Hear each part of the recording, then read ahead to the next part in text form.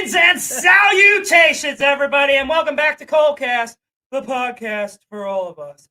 And you can tell I'm outside of the Colecast studio. That's right. I am at Casa de Frank and Sue, aka my house where I grew up. I got a very special guest with me. She literally is my sister. Yeah. Pretty much. This is my cousin Kirby.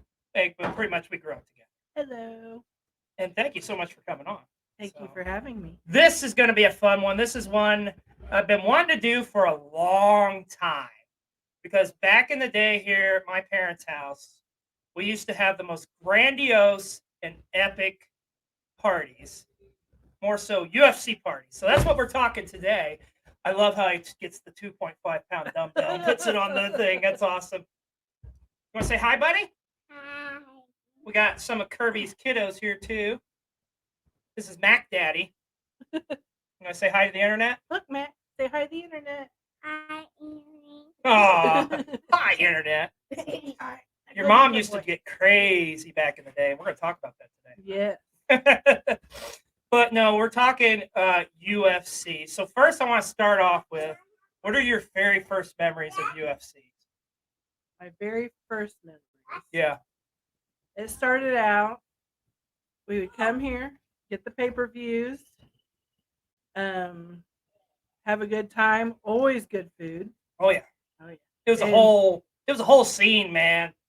Like for me personally, like what I remember is like starting off with watching them on tape.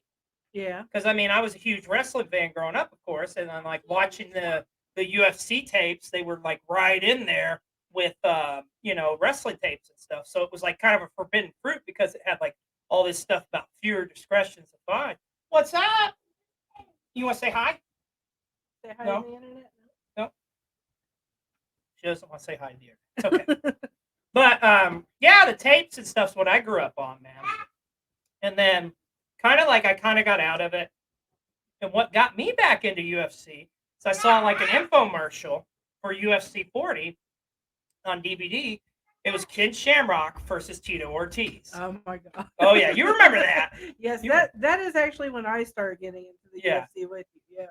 Yeah, because it was so different than what I'd seen before. And it was like a high value production and stuff and like a big deal. It wasn't just like, we'll go to Mobile, Alabama and have a show fly by night where it's sanctioned or whatever, Yeah. Like this stuff was starting to become legit. So I can remember that UFC 40, man, and that Tito Ortiz, Ken Shamrock, because I can even remember watching the tapes back in the day and they were kind of building that rivalry up. Yeah. And at this point, Tito had like established himself as like just this badass, right? And just like it was like, okay, but Ken Shamrock, he's been this dominant, like one of the pioneers of UFC. And what happens? He gets his face turned into hamburger meat. Literally. Yes. Literally. Of course, you can go back and watch all these fights and stuff, I think, on UFC Fight Pass, whatever. And I should say, today's podcast, we're not really going to be doing a deep dive on the history of UFC. We're just talking about our social gatherings and get-togethers and whatnot. So that's going to be another podcast for another time. Yeah. But UFC 40, yeah. And then the first one we actually all watched here together as a pay-per-view was UFC 47. And at that point, it was Tito Ortiz against Chuck Liddell, which was your guy. Oh yeah. Like you love I had lots of guys. I had lots of future husbands. Matt Hughes. Oh man. You love Matt Hughes. Loved him. I graded a lot of them on the music that came out too. Yeah. As well. Music. My mom, and see, this is the thing about it. What was so cool is like, even my parents would watch it and they really could give two craps about UFC. And my mom would rate them like on their butts and stuff and be Yes. like, Our moms would get together and watch it together in another room sometimes, and they would rate them on how small their spandex is. yes, Yeah. yes. And whether or not if you could see their genitalia through the tights. So, it's a good curve. We had to a have. lot going on in here. Yes. No pun intended on the curve part. But anyways, so yeah, it was like we came in. I feel like when we started watching was at the perfect time frame because it was like everything was just starting to kind of pick up. UFC really would take off. like with all the fighters at the time, like the Chucks, like the Titos, the Matt Hughes, Rich Franklin, of course, our favorite though, Randy, the natural couture. He was the god. He was our god, literally. Now they would call it the goat, but Yeah, back then back then we called it God. Yeah. But yeah, Randy though, man, oh my god. And the cool thing about Randy was when he was doing this and he was at the top of his game. He was like in his 40s, man. Yeah. It was just like how you should not physically look this good and be this dominant of a fighter as he was. Now we're close to that age and we're thinking, how? Yeah, I'm just like, how did you do this? I hate getting out of bed, let alone having half naked men beat the shit out of me. Like, how do you do this? But yeah, it's just crazy to think, like, at his age, how he was just really kind of getting started. Like, man, oh man, like Randy though was our guy, and I'll never forget too, because at the time when we came in, it was all about building up Chuck Liddell. Chuck Liddell was the next guy. Tito had been dominant, but it was like time for Chuck to, get his reign, so to speak. And he had a fight against Randy Couture. I think it was UFC 44, 45, something like that. And Randy beat him. Yeah. Randy was not expected to beat him at all. And it was just like at that time frame too. And by the way, when we're talking about this, of course, if you're not familiar with UFC, there's different weight classes. So Randy had primarily worked as a world heavyweight or in the heavyweight division. And this is in the light heavyweight division. So he's down to 205 essentially.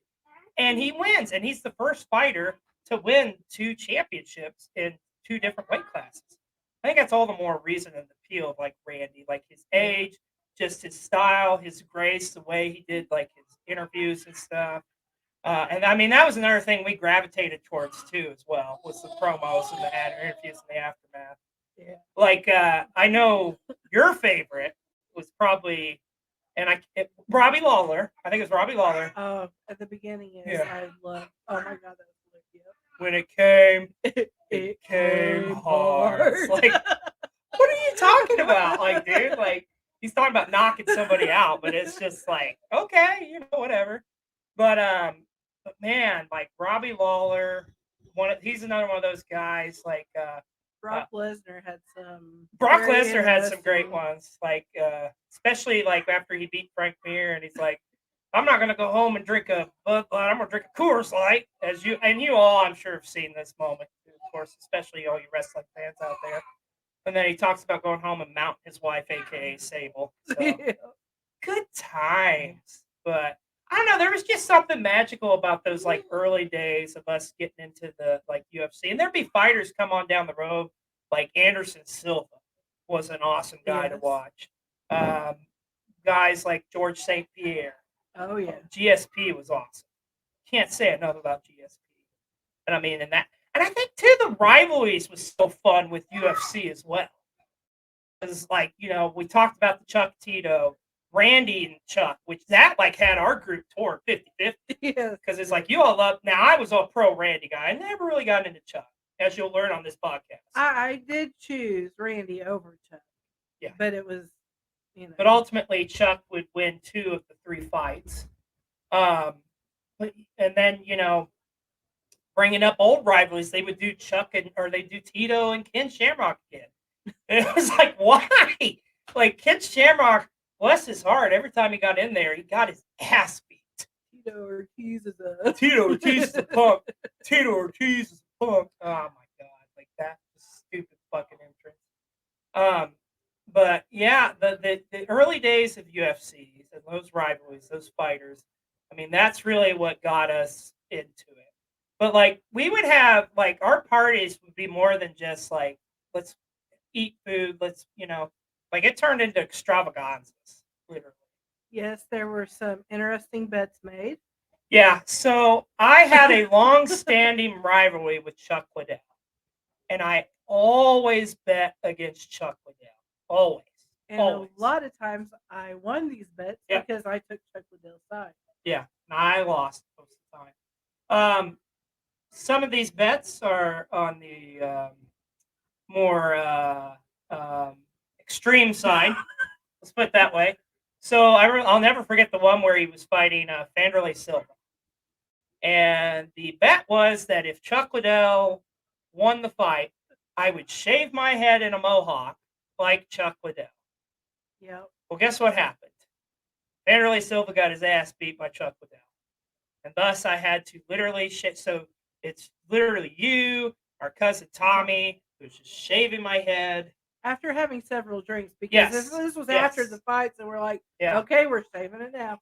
It had to happen. It It had to happen. And it's like I rocked that mohawk for a good like month. Yeah. There You're was good. You're a good photographic evidence. I did like a whole like photo spread, man, on MySpace.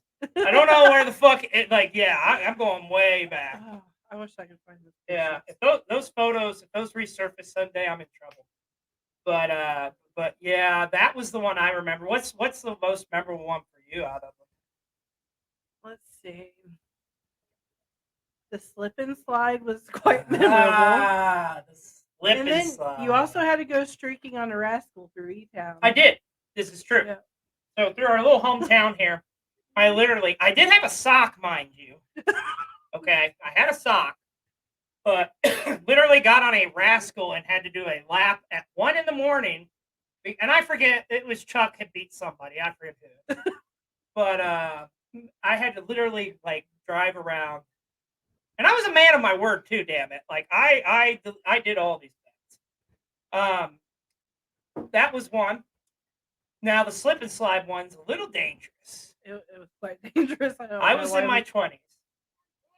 I took the bet was I took a literal beer bottle and I had it somewhere in a certain area where it shouldn't go and went down the slip and slide.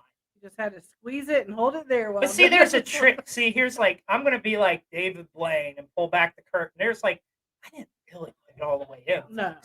Come on.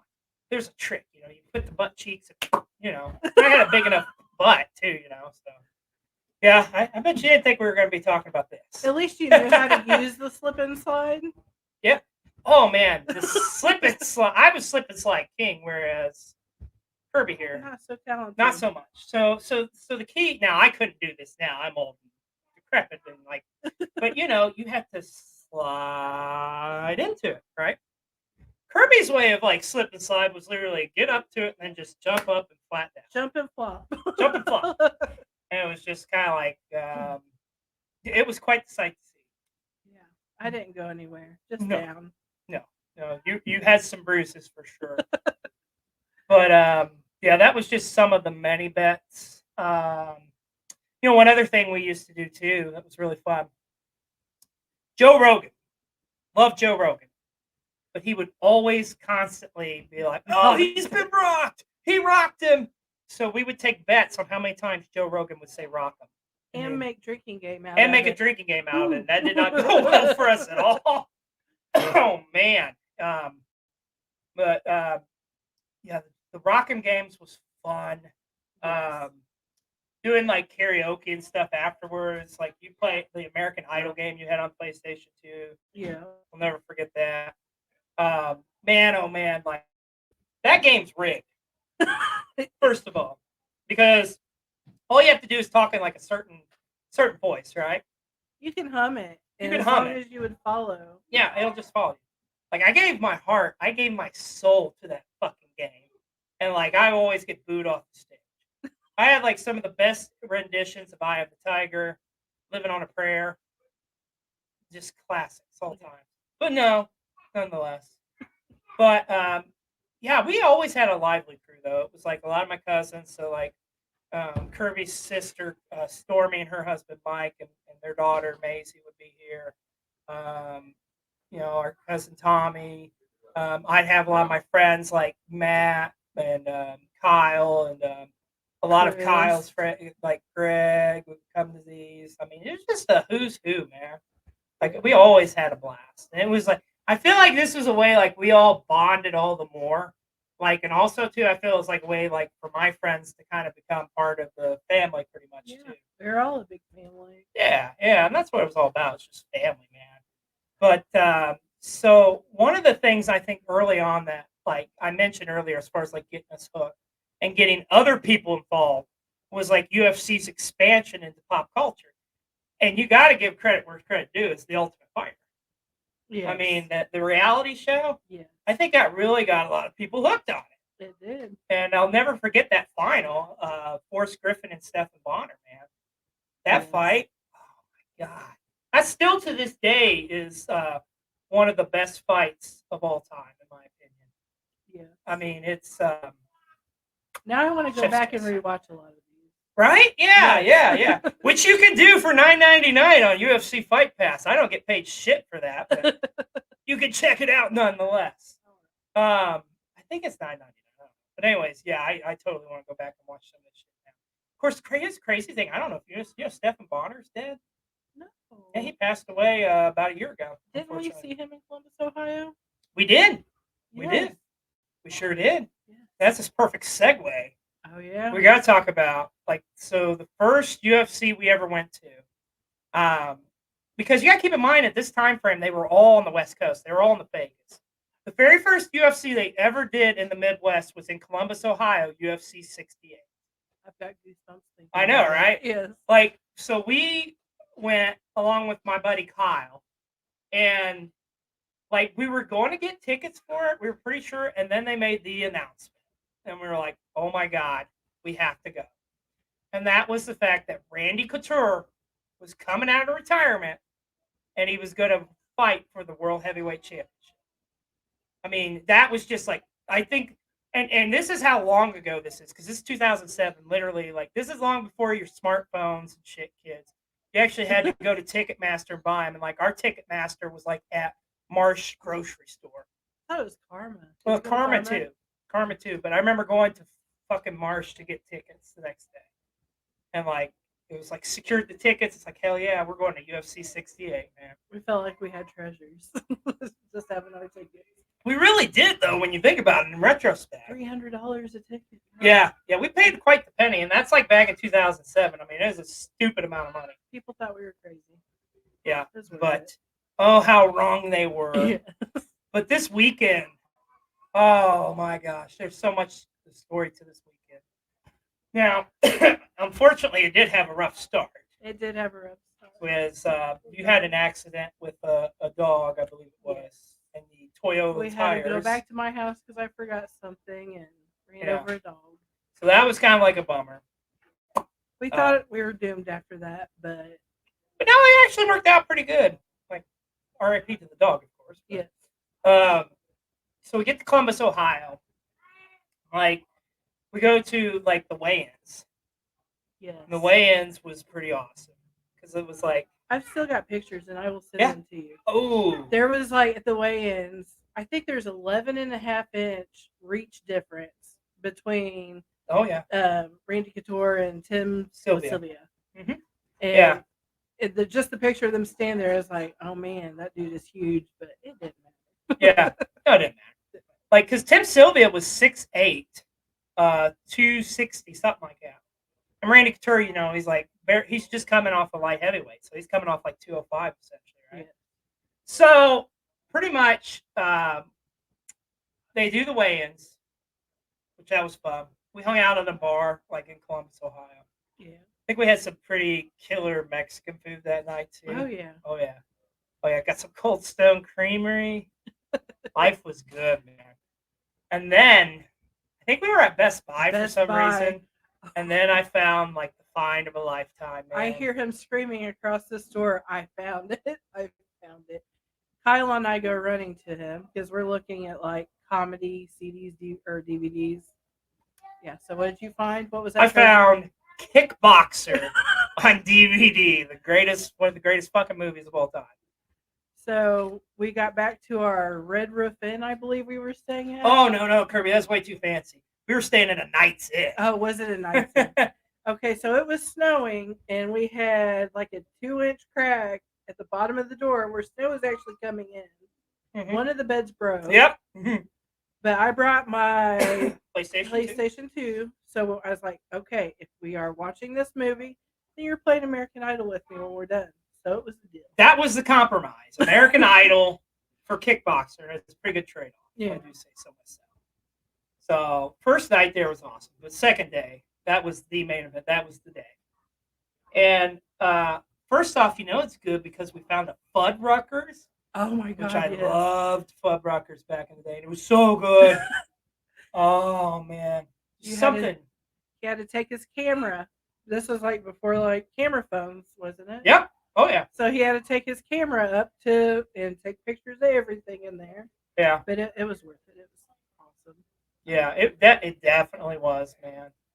And then I'll never forget, like, at the time, this was kind of a bonus, but they used to always do it there. Matter of fact, I think they may still do it in Columbus, Ohio, but the Arnold Classic was going on that weekend.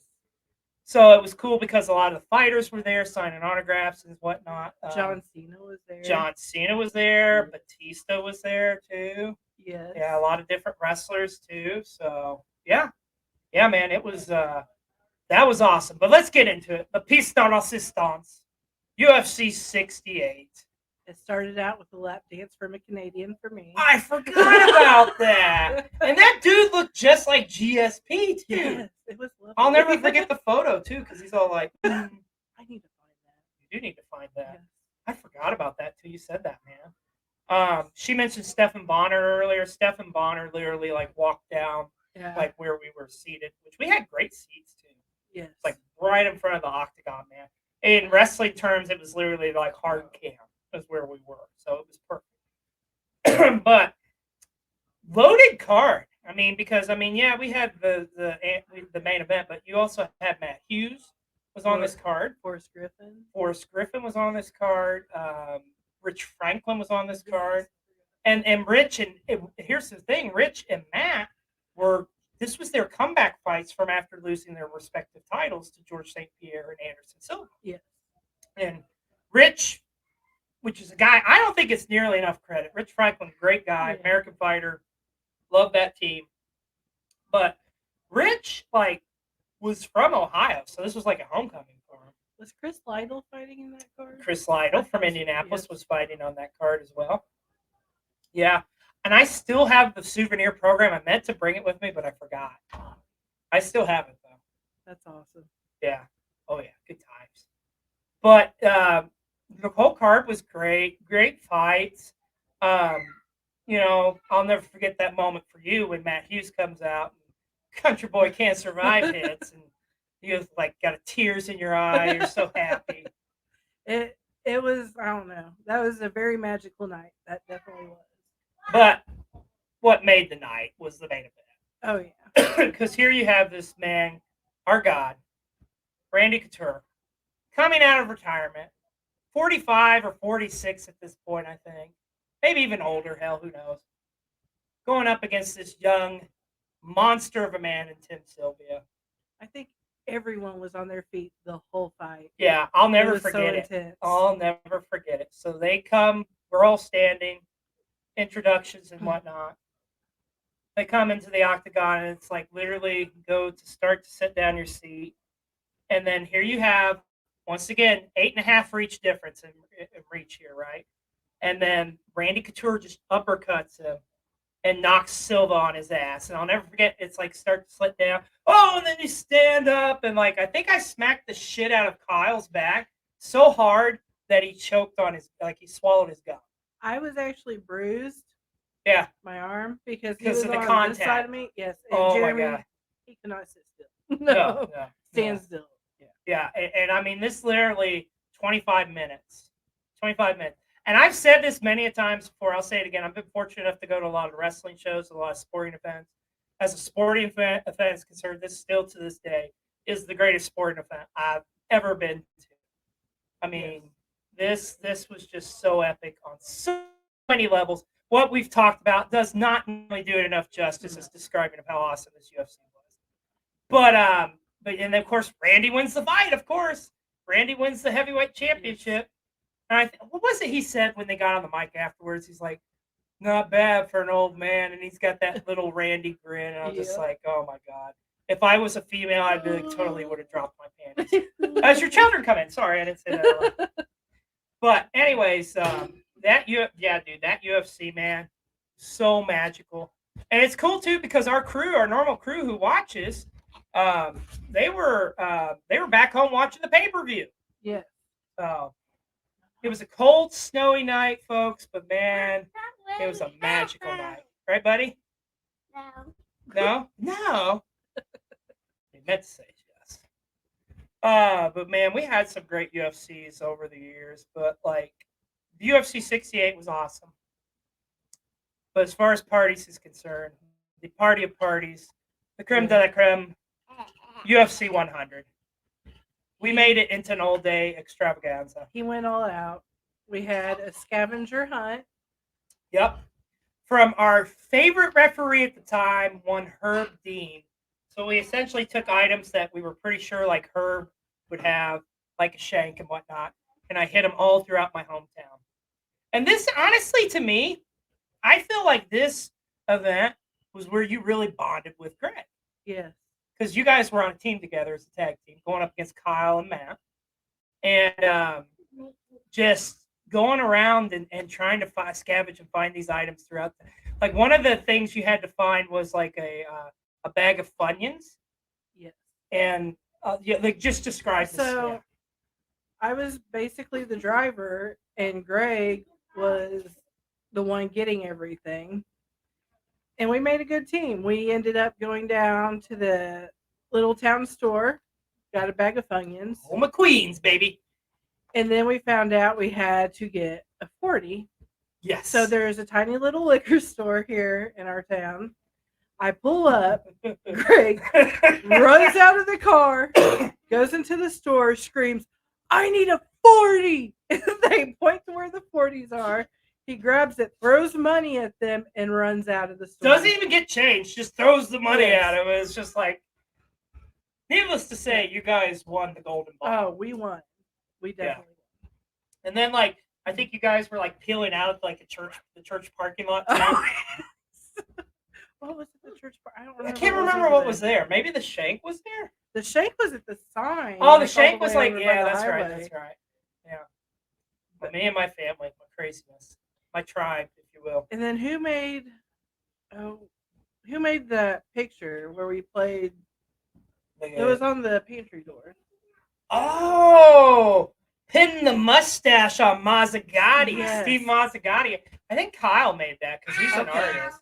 I forgot about that. That was we played that game. So everything was like tied into UFC like characters and stuff. And don't forget about your cardboard cutout that was here. Oh yeah, of Bruce, Yes. Bruiser, Yeah. Bruce Buffer, who was always with us from every UFC thereafter. Yeah. Which I was going to grab him and bring him because I still have him too. Really? Yeah, That's Bruce is still awesome. around. But yeah, that was pretty awesome.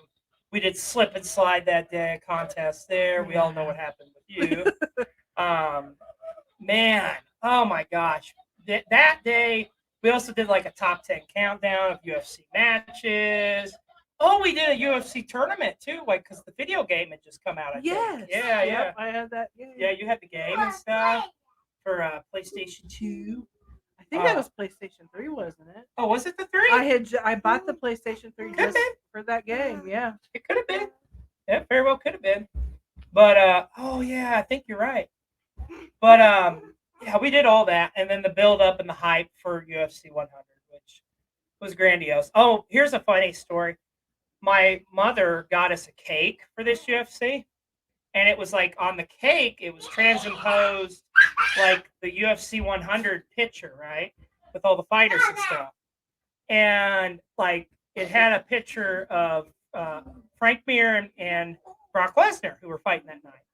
And my mother, in her infinite wisdom, took like a picture of her dressed up for Halloween one year and transimposed the picture over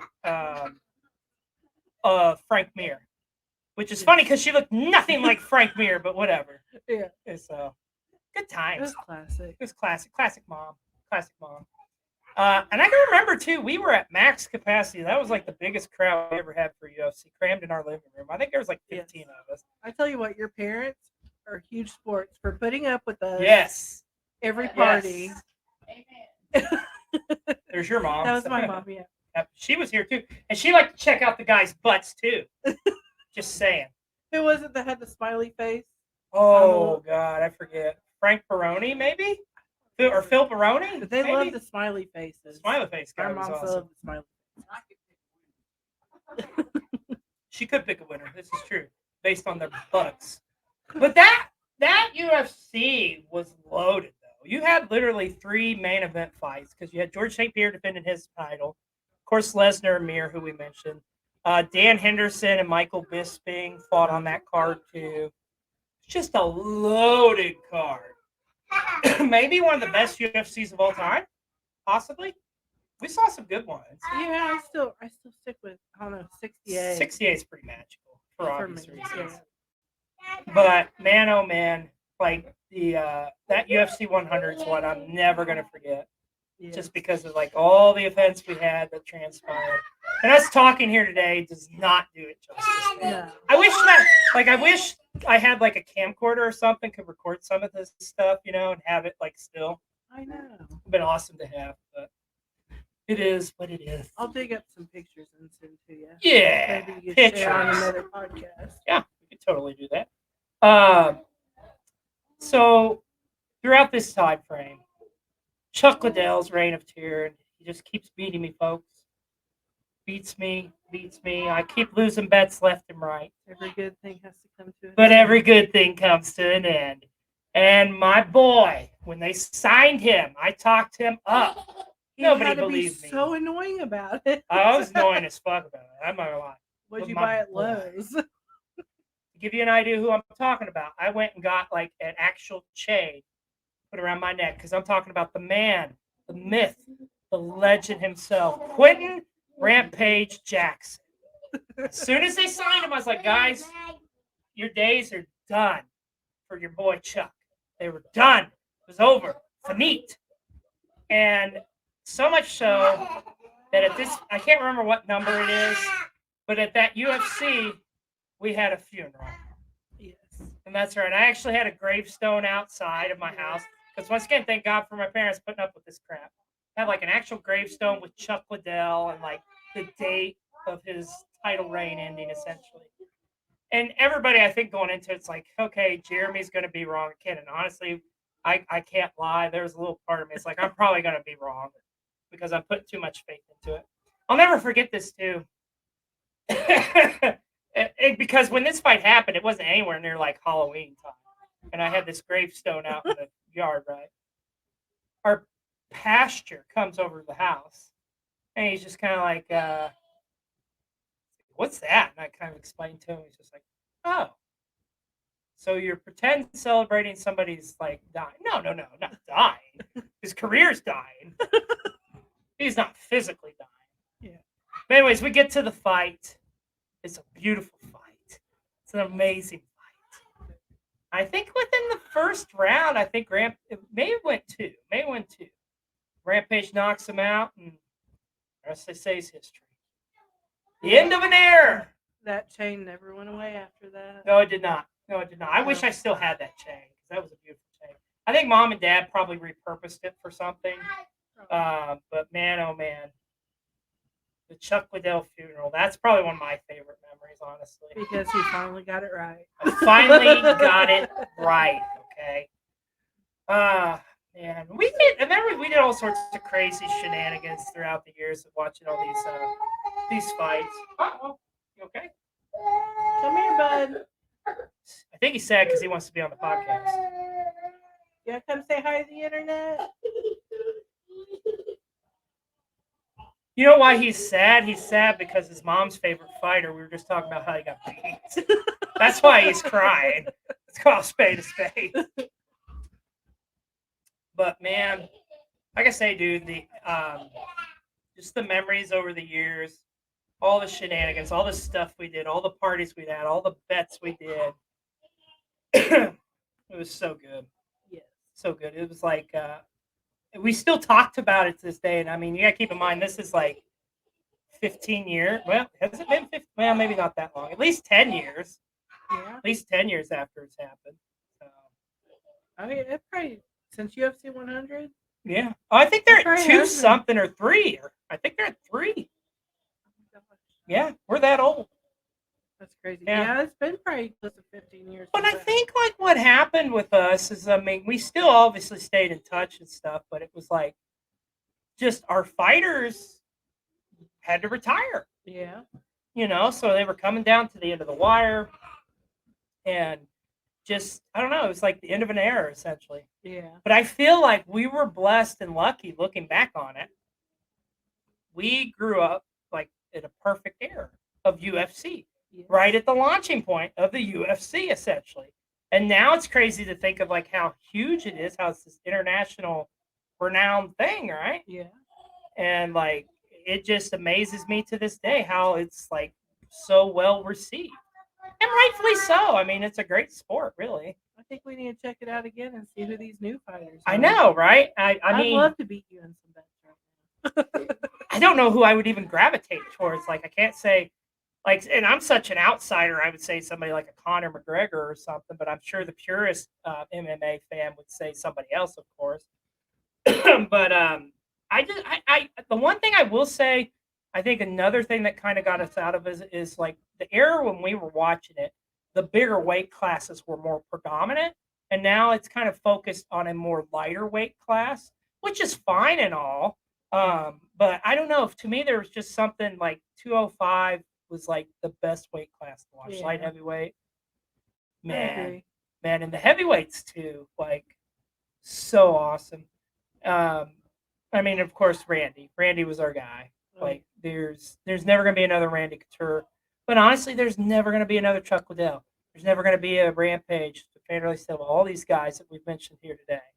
Um, at the end of the day, though, I got confused by all the Silvas and Sylvias. there was a fuck ton of Sylvias and Silvas, and like they didn't even look like they would be related, and they No. weren't. You know, you had like Antonio Minotauro Noguera, you had the Nogueras, you had Anderson Silva, the Spider. Yes. Love the Oh my Spider. gosh. How I haven't even really talked yeah. enough about him. Oh man, the Spider, watching him, It was his amazing. Muay Thai, dude, like when he would just like get somebody and just clinch them and just knee the shit out of them. Oh my gosh. Just so he was such a good fighter. And yet now we live in a day and age where I think Jake Paul has a victory over him in boxing. Yeah. You got to realize it's not the same Anderson Silva, folks. Anderson Silva in his prime would have murdered any boxer. Yeah. Like Anderson Silva was such, and the thing is, he was a dominant welterweight champion. I mean, shit, or he held that title. I think he defended it like 14 times or something. Which in the UFC, you're getting like a couple title defenses a year if you're lucky. So, Yeah. you know. But what would you say like is your favorite overall UFC memory? My favorite memory. Oh my gosh. It's okay. Chuck Liddell would still have some money, buddy, so you don't need to cry. He would go off into retirement. So are you talking party wise or actually? Yeah, for the purposes of this, let's talk party wise. It would have to been UFC 100. 100 was pretty epic. Yes. 100 was pretty epic. Yes. Yeah, I mean, it was just the perfect day. What about, let's do this. Let's kind of go off script here a little bit. If you had to do a Mount Rushmore of UFC fighters, who would be on your Mount Rushmore? So you got 4 guys to pick. Okay. Excuse me, sir. Let's see, Randy Couture. See, mine's pretty easy. It's Randy Couture, Randy Couture, Randy Couture, and Randy Couture. I thought you were throwing Rampage on there. I probably should, but no, in all seriousness, I would probably, in this era, George St. Pierre, I think, would probably be on there. Yeah, I think From back in our time. Yeah.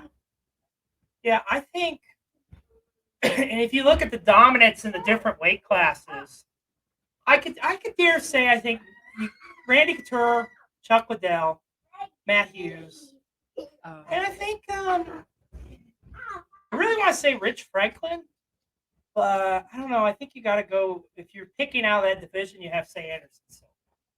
Yeah. I think that's a fair. Yeah, I agree. Yeah, Anderson Silva, like, I don't know. No one did what he did.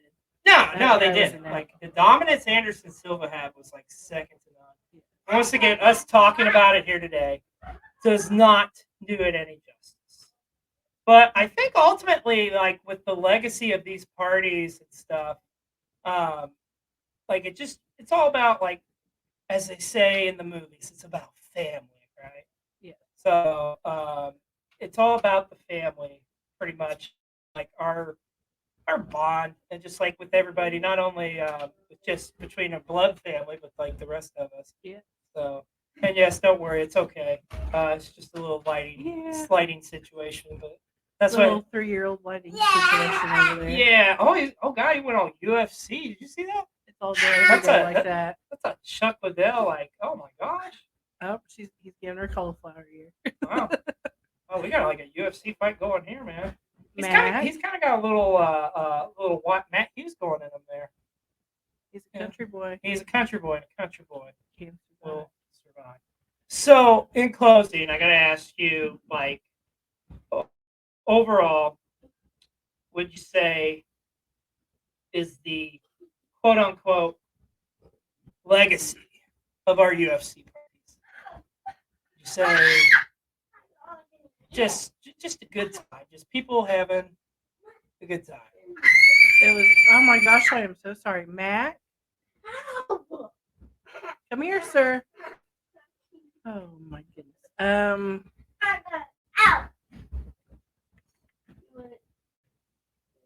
So I'm sorry. It's okay. It's okay. Like just the legacy of like our of the time that we had together, even though it was like short, it seemed like. But this era, let me rephrase it better. The legacy of this era of UFC. Would you say it's like without this era, like are we still talking about the UFC and pop culture? I think I want to start watching it and seeing Right? it again for Right? sure after talking about it, because it was some of the best times. Like, we looked forward to those parties. Whenever the fight card would come out, it was like we were instantly getting a hold of each other. We're getting this one, and we were figuring out what we are going to do for that day. I had like printed up sheets like you print off MapQuest back in the day. Yes. So, yeah. Oh man, so awesome. But Mava, go get daddy. So in closing, as we got a little bit of a UFC going on here Yes. in the living room with your kids, overall, I think like it was just the greatest era of UFC. Trust me, one day here on Colecast, we're going to do a deep dive on UFC history. But I really wanted to talk about this first because to me, this is what's most special and what most important was the time I got to spend with family and friends. Because at the end of the day, folks, that's what it's all about, man. Yes. Spending time with your family. And watching guys grow. Yes, indeed. Half-naked men beating the crap out of each other. That's what it's all about. And this right here, too. Remember, we got to talk about this. This music, you know. We were just like so amped up, and the stupid fighters would be talking like, when it came hard, and we're gonna do this, and then this would happen. You'd be like, I'm gonna bust open a science drink, and I'm gonna fucking put my extreme couture shine on, and I can't even speak right now because I'm so excited. The go.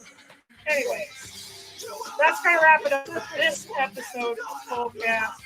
Very special guest, Kirby. Thank you for having me. For coming on. Thank you for coming on. Thank you for your beautiful family coming on. And this guy right here is going to be a future UFC champion. Isn't that right, guys? Oh, yeah. It's going to happen. Thanks, everybody, for watching Colecast. And we'll see you at the matches, folks. Be well, be positive. I'm borrowing my buddy Simple Nichols' line.